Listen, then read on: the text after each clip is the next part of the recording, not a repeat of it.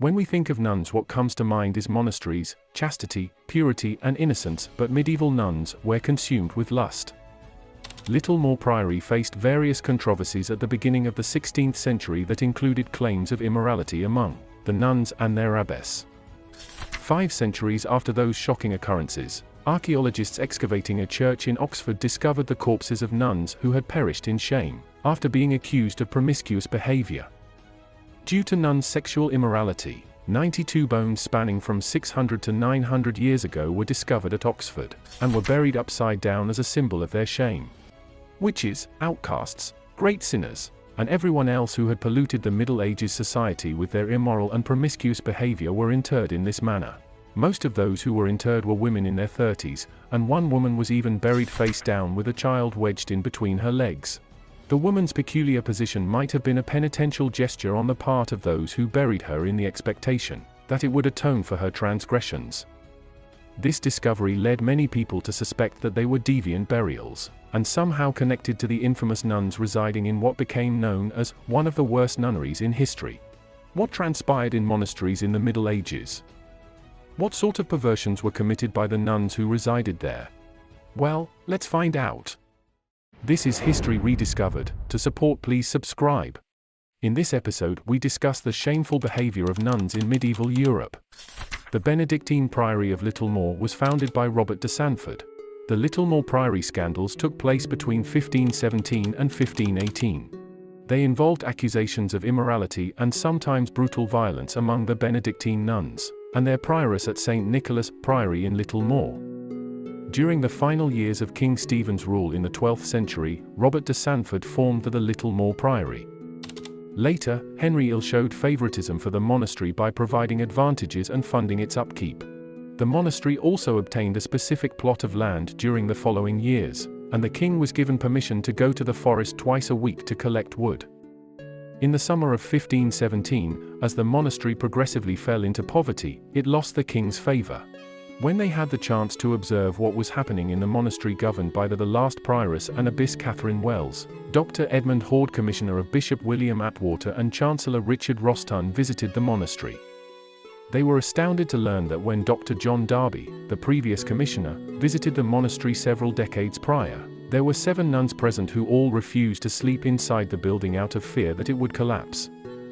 As a result, they spent a few weeks outside the monastery and left with passions. The worst prioress in England. Maybe it isn't appropriate to say that the nuns in this monastery were obsessed with or had lust, but that was definitely the case in this setting. When most people think of nuns, they usually conjure up images of strict rules and foregoing pleasures that belong to people outside the monastery. This was not the case with these nuns, who embraced all the pleasures of life without any hesitation, including the abbess. There was a lot of intimate activity there, giving the impression that the location was more like a brothel than a monastery, which is not what one typically associates with monasteries. When all of this is considered, it is not surprising that this monastery eventually met an unsavory end, since during the conservative Middle Ages, it was not permitted to have a certain form of brothel and a women's monastery where men could visit and have relations with nuns in private. The priory is listed as one of the worst nunneries that have ever existed, and for which documents have been preserved by Eileen Power in her book Medieval English Nunneries. And the main reason for this was a particularly flawed prioress. In many ways, Catherine Wells the abbess was a contentious individual because she had an illegitimate daughter, and received visits from the child's father Richard Hughes.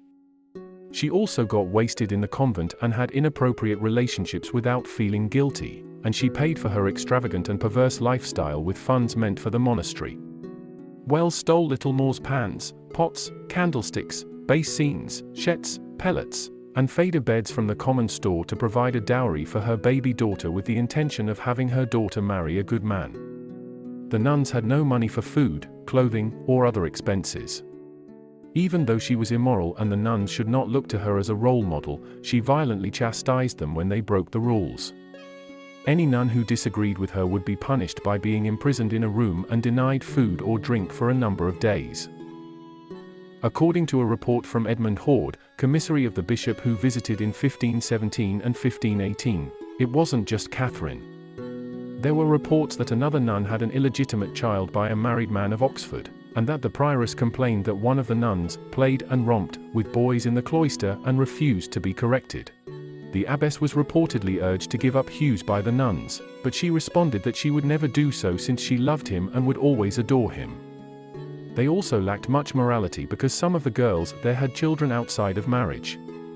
Catherine refused to accept responsibility for the scandals, claiming that the nuns only acted immorally in the convent and that she punished them for their sins. The nuns accused the abbess of immoral behavior, and then there were counter-accusations. She alleged that a nun was engaging in sexual activity with boys while punishing her, but the nuns stormed the room and freed her from jail. She was severely beaten, and after the other nuns saved her, she spent 2 or 3 weeks staying with a close friend. Several nuns spent 2 or 3 weeks outside in order to fulfill their fantasies of having relations with the men they adored. There were rumors that a nun had an extramarital kid with a married man in addition to the abbess. Wells wasn't truly following the restrictions she put on the nuns who complained about her cruelty and immoral behavior, since she was fascinated with discipline but also with immorality where it didn't belong. The superior attempted to set a good example for the nuns by enforcing stringent regulations that she herself did not follow at all. She was spending all the money on a sinful lifestyle while she was wandering around eating rations with Hughes, and the monastery was crumbling. Because the sisters disapproved of her lack of devotion to contemplation and wasteful expenditure of their funds, the abbess' actions damaged the monastery's reputation, which led many young women to decline recruitment. And under what circumstances they might survive. And the bishops found it impossible to comprehend what was taking place. The events at Littlemore in many ways harmed the Church of England's reputation. The monastery was getting worse and worse, money was being wasted on bacchanalia, and the roofs were leaking. A visitation made in 1445 noted that the nuns were scared to sleep in the dormitory, because the monastery's reputation was so gravely at risk. By instructing the nuns to claim that everything was okay, Wells attempted to hide her wrongdoings. A few months later, Bishop Atwater called the abbess to appear in court. She was accused of a variety of promiscuous and immoral behaviors, as well as certain thefts that disrupted the monastery's regular operations. While Catherine was given a punishment of dismissal, she was nonetheless permitted to carry out all tasks until a suitable successor was found. The kinky nun then acknowledged that she had been acting immorally for the previous 8 years without ceasing. Nobody knows how the whole thing turned out or what happened to Wells and the nuns following the scandal. Their situation was viewed as mysterious up until 2012, when their remains were discovered buried upside down. It is thought that their sins were later absolved. By medieval standards, the sins committed were so grave that the nunnery was shut down in the middle of the 16th century. In 1524, she was imprisoned by the English King Henry VII's advisor at the time. The priors were paid a pension of £6, 13 shillings, and 4 pence after Thomas Wolsey, the Lord Chancellor, recommended that the priory be dissolved. With only one building remaining unaltered, the monastery was progressively destroyed and turned into a farm.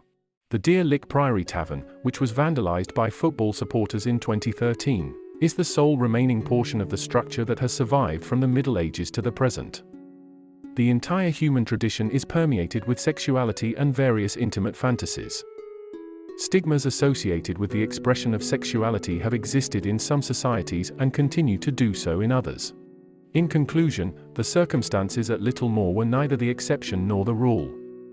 Many convents were honorable organizations where nuns performed their responsibilities with respect and devotion. Littlemore might have lived to see another day, but England's heyday of nunneries and monasteries was coming to an end. Worsley, Thomas Cromwell, and others used Littlemore as an example to support Henry VIII's creation of a new religious order, and the Reformation and eventual dissolution of the monastic houses. In the end, rather than feelings of regret, the closing of Littlemore was probably greeted with a sigh of relief.